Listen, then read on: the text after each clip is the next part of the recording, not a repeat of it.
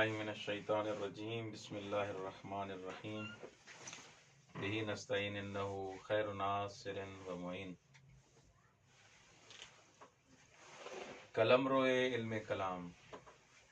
आज का हमारा जो दर्स है वो आमूश कलाम इस्लामी किताब आगा सईद मेर का दूसरा दर्स। जैसा कि हमने जलसे गुज़श्ता में बयान किया कि इल्म कलाम को इल्म कलाम क्यों कहा जाता है, उसकी वजह दसमें बयान की हमने। ये बयान किया कि इल्म कलाम की रविश कौन सी है, किस रविश के हिसाब से किस तरीके से बहस करता है, आया इसकी रविश अकली है, आया इसकी रविश नकली है, या दोनों हैं, या कहाँ अकली है कहाँ नकली है, ये सब हमने बयान किया। और हमने ये बयान किया कि कुछ अबहास ऐसी हैं जो फ़कत अकली हैं, जैसे इस्बात वजूद खुदा। कुछ अबहास ऐसी हैं जो फ़कत नकली हैं, जैसे बरज़ख क़यामत। कुछ अबहास ऐसी हैं जो अकली भी हैं नकली भी हैं, जैसे सिफ़ात खुदावंद मुताल। ये हमने बहस कल की। उसके बाद हमने बयान किया कि इल्म कलाम की तारीफ़ क्या है और इल्म कलाम को इल्म कलाम क्यों कहा जाता है। यह बात हमने कल बयान की। कल हमने इजमालन ये बयान किया था कि इल्म कलाम का कलमरो क्या है, दायरे कार क्या है। इल्म कलाम हकीकत में इल्म कलाम के तीन महवर हैं: खुदा शनासी, रहनुमा शनासी, माद शनासी। ये तीन आप याद कर रहे हैं। जब भी इल्म कलाम का नाम आए तो इन टॉपिक्स पर हमें गुफ्तगू करनी है बस। खुदा शनासी, रहनुमा शनासी, माद शनासी। रहनुमा शनासी में फकत नबी नहीं आएगा, रहनुमा शनासी में नबूवत भी है, इमामत भी है।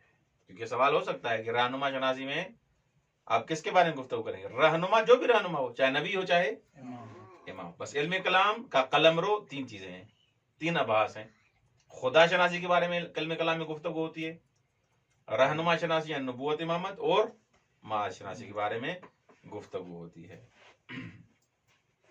अच्छा, यहाँ सवाल हो सकता है कि मसलन आपके पास कई किताबें पढ़ी हुई हैं, इंसान शनासी, जहान शनासी, जहान बीनी, या आपने इस्तिलाह सुनी होगी। तो ये इंसान शनासी किस दायरे में चला जाएगा, ये जहान शनासी को आप किस दायरे में आया हुई इल्म कलाम की वजह से नहीं, इल्म कलाम की अबास है ये, तो फिर आपने तो इंसान शनासी की गुफ्तगू ही नहीं की। इंसान शनासी के बारे में इतनी सारी किताबें लिखी गई हैं और कहते भी हैं कि ये इल्म कलाम की किताबें हैं, तो आप तो इंसान शनासी की गुफ्तगू नहीं कर रहे।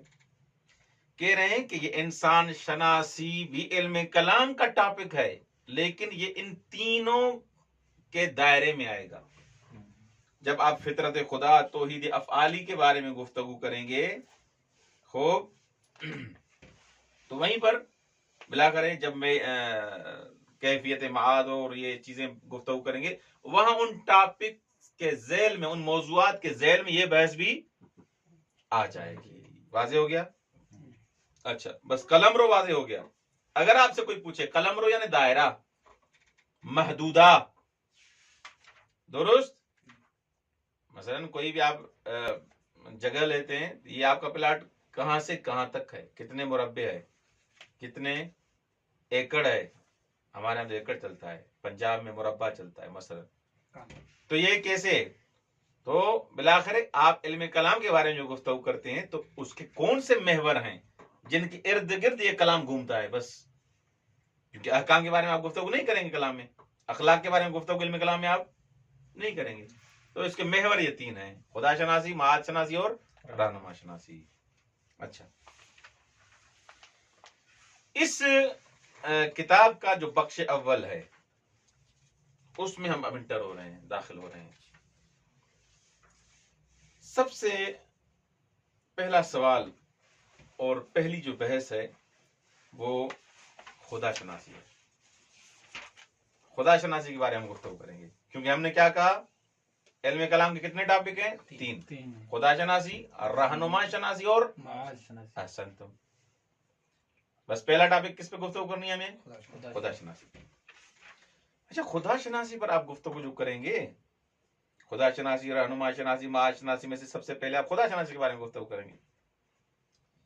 تو سب سے پہلا جو سوال انسان کے ذہن میں آتا ہے کہ انسان اس کی زندگی میں خدا شناسی کی اہمیت کیا ہے؟ انسان خدا کو کیوں پہچانے؟ سب سے پہلا سوال یہ ہے. اس کا جواب یہ ہے کہ جب انسان زندگی گزارتا ہے، اس کی زندگی جب گزر رہی ہے، تو انسان جو بھی عقل مند ہے وہ دیکھتا ہے کہ میری زندگی ہدف مند ہے یا ہدف مند نہیں ہے. میری حیات پہ آثار مترتب کس چیز کے ہو رہے ہیں. اگر اس کی زندگی میں خدا شناسی کا ٹاپک نہیں ہوگا، خدا کی معرفت نہیں ہوگی، تو اس کی زندگی کیا ہو جائے گی؟ بی سود، بی فائدہ. درست. خدا کو پہچاننے کی ضرورت کیوں ہے؟ کیونکہ انسان کی فردی زندگی ہو چاہے جمعی زندگی ہو چاہے اجتماعی زندگی ہو، دونوں حساب سے انسان اگر ملحدانہ زندگی کرے گا، جب انسان کہے گا کہ خدا کوئی ہے ہی نہیں، تو اس کی زندگی کا کیا طریقہ کار ہوگا؟ نہ کسی سے ڈرے گا، نہ عذاب کا خوف، نہ جنت کی لالچ. اس کو ہی مار دے گا، اس کو ہی مار دے گا، اس کو ہی مار دے گا. گناہ کرے گا سریعام مثلا. تو بلاخر ہم جو کہتے ہیں خدا ہے، تو اس کی معرفت چاہیے نہیں چاہیے ہمیں؟ ہم جو ان ملحدوں کافروں کے مقابلے میں ہم کہتے ہیں خدا ہے، خدا کے آثار ہیں، قیامت ہے، عذاب ہے، جنت ہے، عدل ہے، یہ سب کچھ ہے، نبوت ہے، تو بلاخر اس خدا کی پہچان ضروری ہے نہیں؟ کہتے ہیں جو خدا ہے تو کیسے ہے، اس کی معرفت ضروری ہے، تاکہ آپ کی اس زندگی میں جو زندگی آپ کر رہے ہیں اس پر اس کا اثر پڑے. ورنہ آپ کی زندگی، جب آپ کسی کو مانتے ہی نہیں تو آپ کی زندگی کیوں ڈریں گے آپ؟ جیسے ملحد زندگی کر رہا ہے. آپ دیکھ رہے ہیں کافی افراد جو سیکولر ہیں، کچھ سیکولر ہیں، کچھ متقی پرہیزگار ہیں، کچھ دیندار ہیں، کچھ بے دین ہیں. بے دین کی زندگی اور دیندار کی زندگی میں آپ ڈفرنٹ کر کے دیکھیں. آپ کہیں گے اٹھتے ہی کیا کہیں گے؟ یہ بے دین ہے. بے دین ہے یعنی بی بند و بال، کوئی اس کو رسی باندھنے والا نہیں ہے، جو کام کرنا ہے وہ کرے گا. درست. تو لہٰذا میں جو کہتا ہوں خدا ہے، مسلمان جو کہتے ہیں خدا ہے، اہل بیت جو کہتے ہیں خدا ہے، تو اس کی شناخت ضروری ہے ضروری نہیں ہے؟ یہ اہمیت ہے، یہ ٹوٹل خلاصہ ہے اس کا. اچھا، جب خدا شناسی آپ کو آ جائے گی، خدا کو پہچان لیں گے، تو ٹوٹل آپ کی زندگی پہ اثر پڑے گا.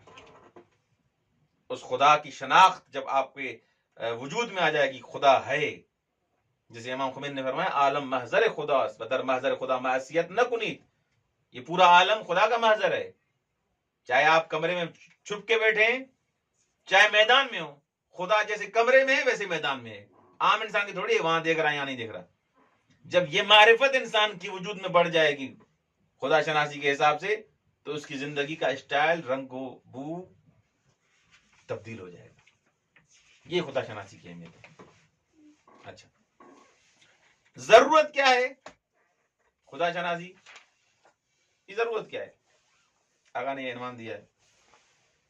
دیکھیں، سب سے پہلی دلیل کہ خدا شناسی کی بحث کیوں ضروری ہے، اہمیت کا تو پتہ چل گیا آپ کو کہ انسان کی زندگی میں مؤثر ہے. ضرورت کیا ہے اس بحث کی؟ ضرورت اس بحث کی یہ ہے کہ دیکھیں، اہل بیت علیہ السلام انبیاء اولیاء الہی آئے ہیں، ہم جانتے ہیں. رسول خدا صلی اللہ علیہ وآلہ وسلم انہوں نے دعوت دی ہے کلمہ اسلام کی طرف، توحید کی طرف، نبوت کی طرف، کہ اللہ ایک ہے، رسول اتنے تھے، میں آخری نبی ہوں. دعوت دی نہیں دی؟ خدا نے آپ کو عقل دی ہے، خدا نے آپ کو عقل جیسی نعمت سے آپ کو نوازا ہے. اب یہ انبیاء آ رہے ہیں، اولیاء آ رہے ہیں. درست. یہ عقل مجھے کہتی ہے، میں عقل کا کیا تقاضا ہے؟ توجہ کریں. عقل مجھے کہتی ہے میں اس پر ایمان نہ بھی لاؤں، اس کو نبی نبی مانو، مثلا اس کو امام نبی مانو، لیکن یہ عقل اتنا تصور ضرور کرتی ہے، اتنا ذہن میں ضرور آتا ہے کہ شاید یہ سچا ہو، شاید سچ بول رہا ہو، دونوں احتمال ہے نا، شاید یہ سچ بول رہا ہو، یہ جو دعوت الہی لے کے آیا میرے پاس شاید سچ بول رہا ہو. تو مانو نہ مانو اس کے بارے میں ہم گفتگو پھیلن نہیں کر رہے، یہ تو کہہ رہے ہو کہ شاید یہ سچ کہہ رہا ہے. اچھا، اگر یہ سچ بول رہا ہے، واقعاً اللہ کا نمائندہ ہے، درست، اگر یہ سچ بول رہا ہے، واقعاً خدا کا نمائندہ ہے، تو کل مثلا یہ جو کہہ رہا ہے قیامت اور یہ سارا سلسلہ ہے، مجھے تو عذاب ہو جائے گا. میں اگر اس کی بات نہیں مانوں گا کیا ہو جائے گا؟ عذاب ہو جائے گا. تو کیا کروں؟ اس کی بات سنو، یہ کیا کہہ رہا ہے، حتی المقدور میں اس کی بات کو سنوں گا. یہ جو جس خدا کے بارے میں مجھے بتا رہا ہے، دیکھوں تو صحیح یہ کیا ہے. اس احتمال ضرر کی وجہ سے، جو مجھے ضرر کا احتمال تھا کہ یہ آیا ہے شاید سچ بول رہا ہے، اس کے دفع کرنے کے لیے میں نے خدا شناسی کی بحث کو پڑھا، میں نے خدا کی معرفت کے پیچھے میں پڑھا، اس کی ضرورت مجھے پڑ گئی. کیوں؟ کیونکہ مجھے احتمال تھا کہ اگر یہ سچا ہے تو مجھے قیامت کے دن کیا ہوگا؟ عذاب ہوگا. اس احتمال ضرر کو دفع کرنے کے لیے میں نے خدا شناسی کی بحث پڑھی. دفع ضرر یا عقاب محتمل، نقصان تو ہے نا، مجھے نقصان ہو سکتا ہے. یعنی یہ شخص آیا ہے مجھے کہے کہ صحیح خدا ہے، نبی ہے، خدا ہے، نہیں مانو گے تو قیامت کے دن مار پڑے گی. تو اس کے دو احتمال ہیں، یا یہ سچا ہے یا جھوٹا ہے. یہ سچا ہے یا جھوٹا ہے. عقل میری کہہ رہی اگر یہ سچا ہے تو مجھے تو مار پڑے گی، جیسے یہ کہہ رہا ہے. یہ احتمال تو میں نے دیا نا. اس احتمال کو ختم کرنے کے لیے عقل مند کیا کرتا ہے؟ اس احتمال کو دفع کرتا ہے. مثلا یہ تو میں خدا اور پیغمبر کی بات کر رہا ہوں نا. اگر آپ کسی روڈ سے جا رہے ہیں، کسی راستے سے جا رہے ہیں، مثلا کوئٹہ سے جا رہے ہیں، آپ کو کسی نے آ کے خبر دی بھائی اس راستے سے جو آپ جا رہے ہیں نوچکی پہ تو گنڈے کھڑے ہیں، رہزن ہے وہاں پر، آپ کو مار دیں گے، آپ چوری کریں گے، آپ چلے جائیں گے؟ نہیں. عقل مند کیا کرے گا؟ پہلے تحقیق کرے گا، یا پولیس کو فون کرے گا، رینجرز کو فون کرے گا کہ ایسی ہمیں خبر ملی ہے. توجہ ہے نہیں؟ ایسی ہمیں خبر ملی ہے. اس خبر کو بالکل اس کی تحقیق کرے گا، اس کے بعد جائے گا. اس نے ایسے کیوں نہیں کیا کہ ایسے چلا گیا؟ بھائی ہو مسئلہ نہیں، میں جا رہا ہوں. سب اس کو کیا کہیں گے جو ایسے چلا جائے؟ یہ عقل مند نہیں ہے، یہ عاقل نہیں ہے. کیوں؟ کیونکہ اس نے ضرر محتمل کو دفع نہیں کیا. تو یہ اہل بیت علیہ السلام، انبیاء، اتنے نبی جو آئے تو خدا نے ان کو عقل تو دی ہے نا. یہ جو سارے افراد جن کی طرف ان کو جن کو دعوت دی ہے خود نبی انبیاء نے اور اولیاء نے، عقل تو اللہ نے دی ہے نا. تو دو حالتوں سے خالی نہیں ہے، یا یہ سچا ہے یا جھوٹا ہے. اگر سچا ہے کہ خدا ہے، قیامت ہے، عدل ہے، نماز ہے، اگر یہ سچا ہے تو پھر تو مجھے تو مار پڑے گی. اس احتمال کو، اس ضرر کو ختم کرنے کے لیے عقل مند پر ضروری ہے کہ خدا شناسی کرے. دفع ضرر، عقاب محتمل، پہلی دلیل. اچھا، دوسرا خدا شناسی ہم کیوں کریں؟ اس دلیل میں میرے سب آ گئے، مسلمان بھی آ گئے، غیر مسلم واضح ہو گیا. وظاہر انسان جو بھی دیندار ہے ہو، جو فرد بھی ہے، اس کو پتا ہے کہ اگر میں پیروی نہیں کروں گا تو عذاب ملے گا. اس احتمال جو دیا گیا تھا اس کی وجہ سے اس کو خدا شناسی کریں گے. دوسری دلیل وجوب شکر منعم. انسان اپنی زندگی میں کئی نعمتوں سے برخوردار ہے، بہرامند ہو رہا ہے. آنکھ کی نعمت، منہ کی نعمت، زبان کی نعمت، حلق کی نعمت، قلب کی نعمت، کھانے کی نعمت، پینے کی نعمت، پانی، آب و ہوا، زن و دختر، والدین, دوست, حوض علمی قم, یہ ساری نعمتیں ہیں. ٹھیک, ان نعمتوں سے انسان بہرامند ہو رہا ہے. خوب, جب ان ساری نعمتوں سے انسان بہرامند ہو رہا ہے, اس کو نبی نہیں کہہ رہا کہ ان نعمتوں کو جا کے شکریہ ادا کرو. عقل کہہ رہی کہ یہ نعمتیں دینے والا کوئی ہے. وہ جو نعمتیں دینے والا ہے اس کا کیا کرو, تم شکریہ ادا کرو. اگر آپ کے دروازے پہ آپ کے گھر کوئی 20 کلو آٹا دے کے جاتا ہے تو اس کا آپ فون کر کے کیا کرتے ہیں, شکریہ کرتے ہیں. مہربانی, مولا آپ کو سلامت رکھے, اللہ آپ کے رزق میں اور ترقی نہایت فرمائے. درست, آپ اس کو دعائیں دیتے ہیں, شکریہ ادا کرتے ہیں. وہ واسطہ بنا نعمت پہنچانے میں.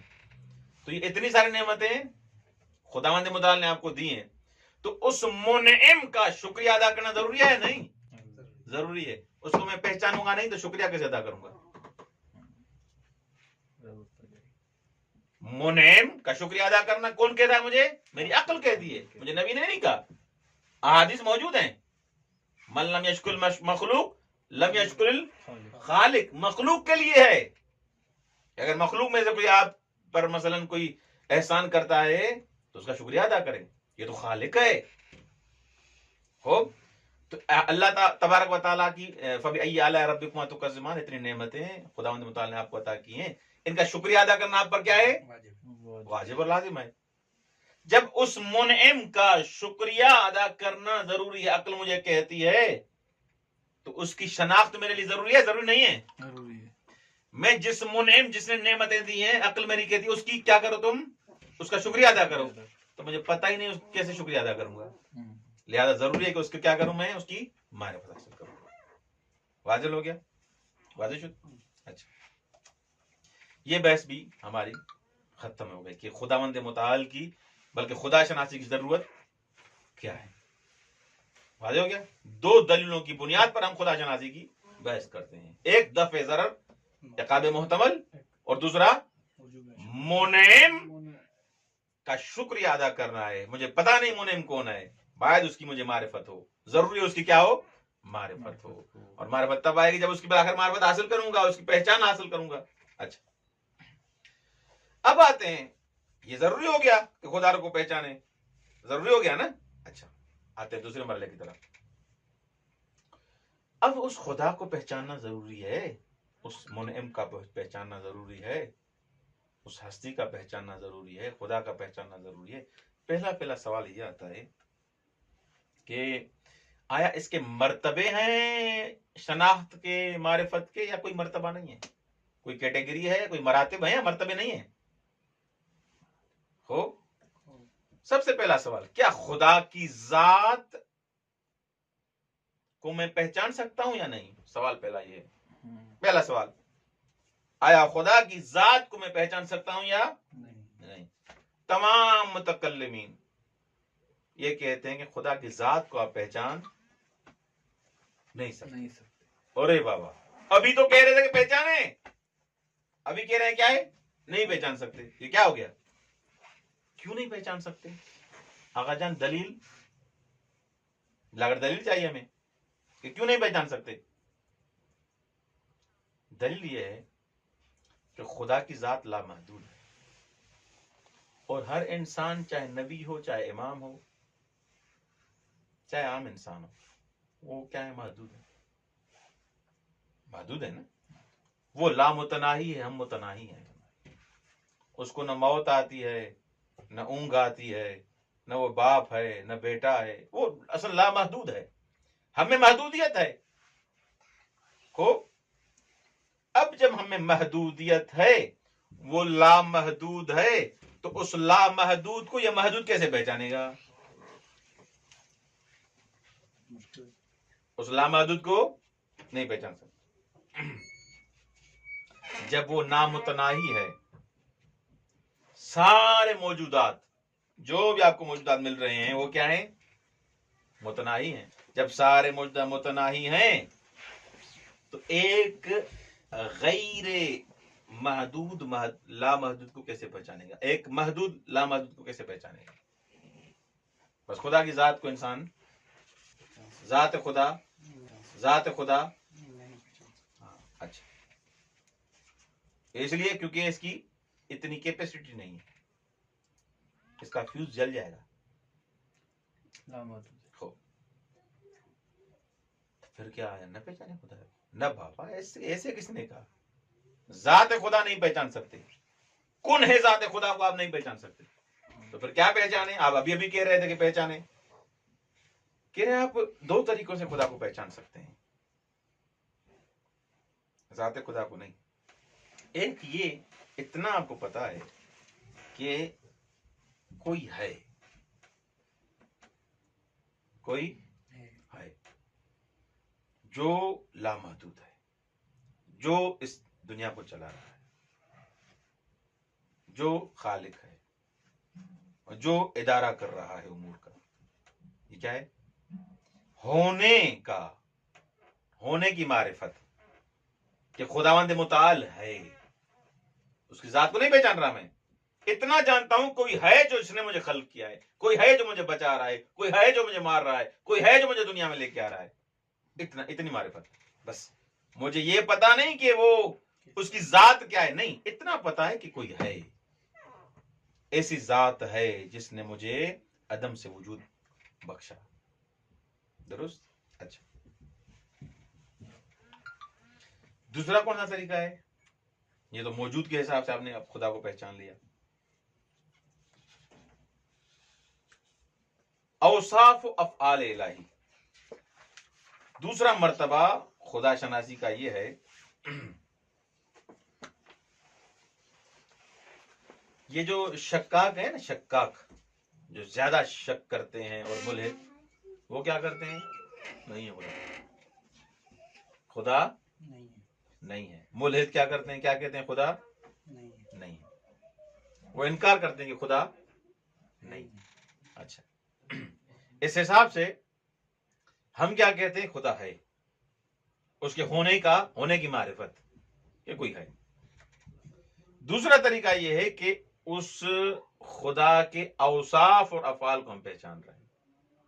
یہ ممکن ہے؟ ممکن ہے؟ یہ ممکن ہے. جب آپ کو یہ پتا چل گیا کہ خدا ہے، اب اس کی اوصاف، صفات ثبوتی، صفات سلبی، کہ آپ اس کی معرفت حاصل کر سکتے ہیں. یہ جو مسیحی ہیں اور جو خدا کے جسم کے قائل ہیں، وہ کہتے ہیں کہ تثلیث کے قائل ہیں، وہ تین خدا ہیں. کچھ تجسد کے قائل ہیں کہ خدا کو کیا ہے؟ جسم ہے مثلا. تو اوصاف الہی سے آپ خدا کو پہچانیں گے. عالم ہے، قادر ہے، حی ہے. درست. ان اوصاف سے آپ خدا کو پہچانیں گے. اچھا، بس واضح ہو گیا، سوال واضح ہو گیا، سوال کا جواب بھی واضح ہو گیا. خدا کو پہچان سکتے ہیں یا نہیں؟ نہیں بھی ہاں بھی.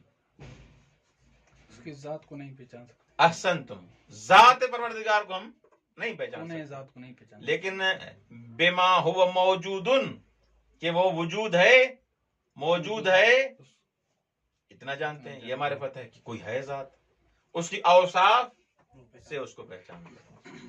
باقی ذات خدا کو ہم نہیں پہچان سکتے. اور اوصاف الہی بھی بلا کر بیان کی گئی ہیں قرآن میں، اہل بیت علیہ السلام کے احادیث میں خدا کی صفات کو بیان کیا گیا ہے. وہ جو مسیحی ہیں وہ تو خدا کے تثلیث پتہ نہیں کیا کیا کس چیز کی قائل ہیں.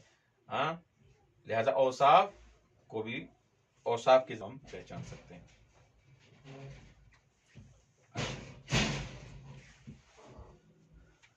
اب سوال یہ ہے کہ دیکھیں، ایک راہ خدا کو پہچاننے کا طریقہ استدلالی ہے یا شہودی ہے؟ خدا شناسی کا کون سا طریقہ آپ استعمال کریں گے؟ استدلال کے ذریعے یا شہودی کے ذریعے؟ شہود کے ذریعے. خوب سوال ہے کہ آپ شہود کے ذریعے خدا کو پہچانیں گے یا استدلال کے ذریعے، عقل کے ذریعے. استدلال کریں گے آپ.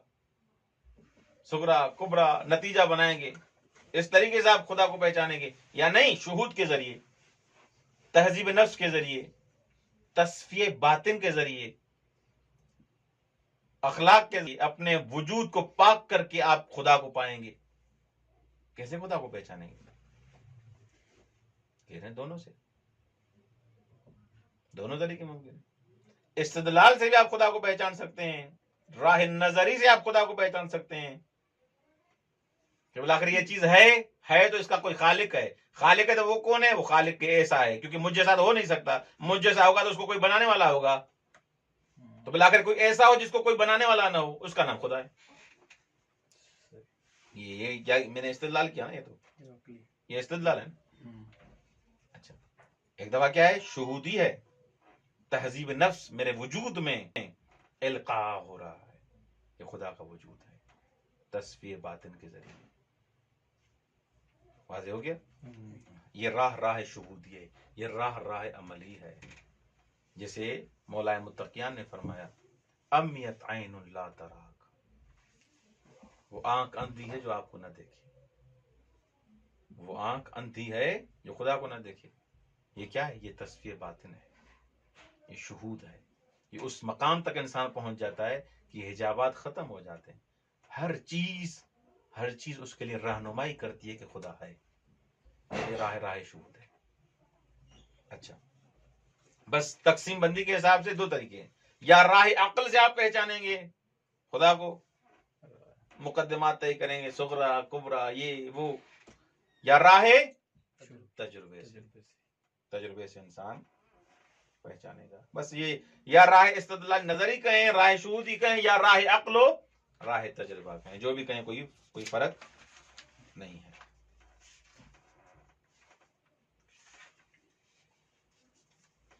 اچھا، تیسرا طریقہ کیا ہے؟ راہ دل۔ ایک راہ عقل ہے، ایک راہ تجربہ ہے، اور ایک کیا ہے؟ راہ دل۔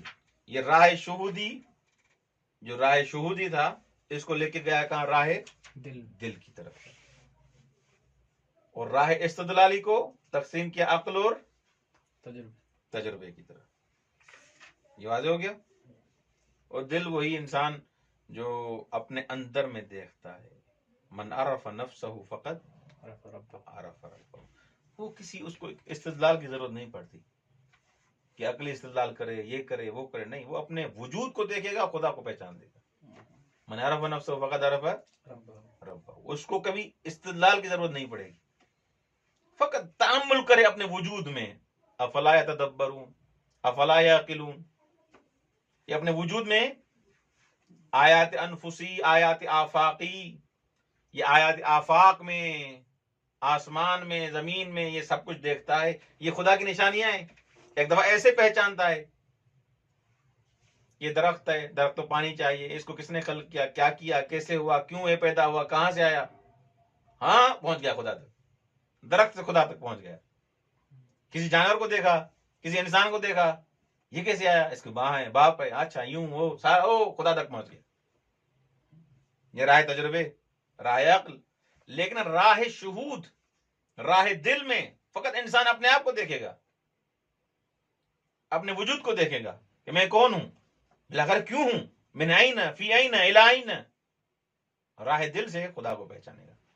بس تین طریقے ہیں، ایک راہ عقل، راہ تجربہ، راہ دل۔ اچھا، اور آخر میں یہ ایک دوسری تقسیم بندی بیان کی، ایک راہ عمومی ہے، ایک راہ اختصاصی یا خصوصی ہے۔ درست؟ راہ عمومی تو اس راہ کو کہتے ہیں، اس راستے کو کہتے ہیں، ایک راستہ ایسا ہے جس راستے سے سب اس چینل سے آگے خدا کو پہچان دیتے ہیں، وہ چاہے استاد ہو، شاگرد ہو، ہاں لوہار ہو، سونا بیچنے والا ہو، چاندی بیچنے والا ہو، لکڑی بیچنے والا ہو، کسی نہ کسی طریقے سے خدا کو پہچان دے گا۔ یہ راہ عمومی ہے۔ درست؟ ایک راہ کیا ہے؟ اختصاصی ہے، وہ فلسفی اصطلاحات، او منطقی پیچیدگیاں، ان سے گزر گزر کے برہان صدیقین و برہان نظم و فلاں فلاں، ان پیچیدگیوں سے گزر کے خدا کو پہچان لے گا. یہ راہ اختصاصی ہے. آیا سب انسانوں کو یہ برہان یاد ہے؟ نہیں. ہو سکتا ہے اس کو برہان سے گزرا ہو لیکن برہان کا نام یاد نہ ہو. برہان نظم کو دیکھ کے خدا کو پہچانا ہے. ہاں نظم ہے، یہ سورج اپنے ٹائم پہ جاتا ہے، اپنے ٹائم پہ واپس آتا ہے، یہ شام کو یا ستارے آ جاتے ہیں رات کو. یہ لکڑی والے کو بھی پتا ہے، سونے والے کو بھی پتا ہے، چاندی والے کو بھی پتا ہے، سب کو پتا ہے نا ان چیزوں کا، سب افراد جانتے ہیں، لیکن ان کو یہ پتا نہیں کہ برہان نظم ہے. مثلا کچھ پیچیدگیوں سے خدا کو پہچانیں گے، استدلالات سے، برہانات سے، عقل سے، اور کچھ بغیر ان چیزوں کے خدا کو پہچانیں گے. اس راہ کو راہ عمومی کہا جاتا ہے، اور انہیں دقت فلسفی سے جو خدا کو پہچانتے ہیں ان کو راہ اختصاصی کہا جاتا ہے.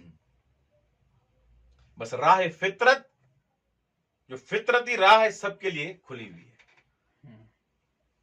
خلق اللہ الانسان مفطورا علی الاسلام، پڑھایا آپ نے کہ خداوند متعال نے ہر انسان کو مسلمان خلق کیا ہے، ہر انسان کو. تو اس کے والدین یحودانہ، اس کے جو والدین اس کو یہودی بناتے ہیں، اس کو سنی بناتے ہیں، اس کو یہ کرتے ہیں، لیکن خدا نے ان کو کیا بنایا ہے؟ مسلمان. فطرتاً مسلمان بنایا ہے. راہ فطرت اس کے وجود میں موجود ہے، اللہ کہ وہ گناہ کر کر کے دل کو اتنا اس نے زنگ آلود بنا لیا ہے، زنگی بنا لیا ہے اس کو، کہ اس کے دل اتنی بلا کر سیاہ ہو چکی ہے کہ اب اس کو کچھ نظر ہی نہیں آ رہا، ہر چیز کا انکار کر رہا ہے. درست. وگرنہ خداوند متعال نے فطرت سارے انسان کیا خلق کیا ہے؟ مسلمان خلق کیا. اس راہ فطرت سے خدا کو پہچانے گا وہ. درست. بس ایک راہ عمومی ہے، ایک راہ اختصاصی ہے. ایک کچھ اس درس میں ہم نے کچھ اصطلاحیں پڑھی. ایک دفع ضرر محتمل، کوئی بھی احتمال ہوگا، کسی ضرر کا احتمال ہوگا، اس کو کیا کروں گا میں؟ کوئی ملی، کسی ڈاکٹر نے کہا یہ نہ کھاؤ، اس سے کینسر ہو جاتا ہے، کھاؤں گا؟ نہیں کھاؤں گا. بولو کہ گھٹنے میں درد ہے، مجھے گھٹنے کے درد کے لے کے آیا تھا، کال کی میں نے بات کی، نہیں یہ نہیں کھانا، یہ آج کل اس سے کینسر ہو رہا ہے. ہو سکتا ہے سچ بول رہا، ہو سکتا ہے درست. مجھے غلام ادھر نے کہا، ہو سکتا ہے، پھر میں اس کو کھاؤں گا؟ نہیں کھاؤں گا. کیوں؟ اس ضرر محتمل کو دفع کرنے کے لیے. خدا شناسی کی یعنی خدا کی پہچان، خدا شناسی کی یعنی خدا کی پہچان، راہ دل، وجوب شکر منعم. یہ اصطلاح ہم نے پڑھی کہ جو بھی نعمتیں دیتا ہے اس کا شکر کرنا ہر انسان پر واجب ہے. راہ عقل، راہ تجربہ، خدا یابی، خدا کو پہچاننا. اس درس کے خلاصے کے طور پر آغا نے ایک چقیدہ مطالب لکھا ہے، اس کو جلدی میں ہم پڑھتے ہیں تاکہ درس ختم کریں. دیکھیں، خداوند متعال کی شناخت کی ضرورت، مسئلہ شناخت خداوند، یہ نظری اور معرفتی اہمیت کے علاوہ انسان کی حیات میں اس کا بڑا اثر ہے. درست. انسان کی کردار میں اس کا بڑا اثر ہے. جو انسان خدا کو مانے گا اور جو انسان خدا کو نہیں مانے گا، دونوں کی زندگی میں بڑا ڈفرنٹ ہوگا. یہ آپ تجربہ کریں، پوری دنیا گھومے بولے. جو کسی کو مان رہا ہے، حالانکہ خدا کس کو ہی مانتا ہے، اس سے ہماری بحث نہیں ہے.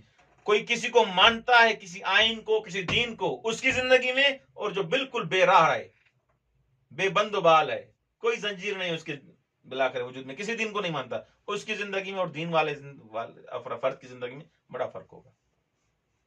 درست. یہ اہمیت ہے. اچھا، اور اس کے بعد ہم نے بیان کیا کہ خدا شناسی کیوں ضروری ہے. اس کے لیے ہم نے 2 دلیلیں بیان کی. نمبر 1 دفع ضرر محتمل، کہ انبیاء اولیاء ہم اس کا احتمال جو ہو سکتا ہے وہ سچ بول رہے ہوں، عقل میری کہہ رہی ہے، تو لہذا اس کی معرفت ضروری ہے خدا کی. دوسرا، اتنی نعمتیں جس نے دی ہیں مجھے، اس کا شکریہ ادا کروں یا نہ کروں، اور اگر میں اس کا شکریہ ادا کروں تو اس کی معرفت میرے لیے ضروری ہے، اس لیے خدا شناسی ضروری ہے. 2. تیسرا مسئلہ ہم نے پڑھا کہ خدا شناسی کے 3 مرتبے ہیں، مراحل ہیں. एक मर्तबे में नो एंट्री, वुरूद ममनू, बाकी दो में एंट्री मुमकिन है, बल्कि जरूरी है। पहली कौन सी मरला? जात खुदा की मारिफत मुमकिन नहीं है। औसाफ इलाही मुमकिन, इसी तरह खुदा मौजूद है, वजूद रखता है, इसकी शनाख्त मुमकिन है। अच्छा,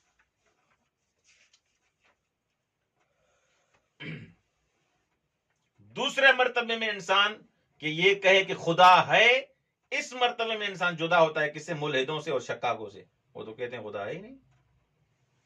दुरुस्त वाज़ेह हो गया? अच्छा, और चौथी बात हमने जो पढ़ी वो ये पढ़ी कि खुदा को पहचानने की बेशुमार तरीके हैं, बेशुमार रास्ते हैं। हो, लेकिन कुल्ली तरीके से हमने 3 तरीकों से खुदा को पहचानने का रास्ते हमने मुनहसर किए। एक राह अक्ल, राह तजुर्बे, राह दिल। बस कुछ खुद, और आखिरी नुक्ता ये पड़ा, वो भी तकरीबन इसी के उसमें है कि खुदा को पहचानने के जो रास्ते हैं वो कुछ उमूमी हैं, कुछ इख्तिसासी और खुसूसी हैं। उमूमी सीधी सी बात है, हर इंसान वो उन राहों तक पहुंच जाता है जो फितरत जिसकी बेदार है, खुदा को पहचान लेगा। इख्तिसासी के लिए फलसफा, ये कलाम, ये सब चीजें पढ़नी पड़ती हैं। वस्सलामु अलैकुम वरहमतुल्लाहि वबरकातुहू।